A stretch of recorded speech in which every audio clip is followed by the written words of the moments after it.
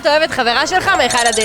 10. וכל כמה זמן אתם נפגשים? עכשיו קצת פחות, אבל תכלס 3-4 פעמים בשבוע. אתה אוהב את חברה שלך 10 ואתם נפגשים רק 3-4 פעמים בשבוע? אני עושה מילואים, אבל אני בעזה, מה? איך היית מגיב אם הייתה דרך שהיא תרגיש אותך 24/7 גם בלי שתיפגשו? אבל זה היה מטורף. יש לי פה את צמידי המגע של מצ'י שמאפשרים לכם לגעת ולהרגיש אחד את השני כל הזמן גם בלי שתצטרכו להיות קרובים. אפשר לראות את זה? בטח, תפתחו.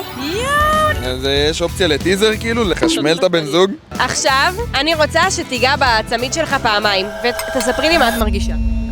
זה זז! ולכמה מרחק זה? לכל מרחק, גם בבסיס. אני אשגע אותך אם זה באמצע הלילה. נעיר אותך. הייתם רוצים לשמור את הצמידים האלה? ברור. אז בואו נבדוק אם אתם עוקבים אחרינו ברשתות החברתיות, זה שלכם. אני ראיתי את זה בטיקטוק. לא. אבל אם תעקבי עכשיו, תקבלו 100 שקלים מאיתנו. זה שלכם מאיתנו, תשתמשו בזה באתר.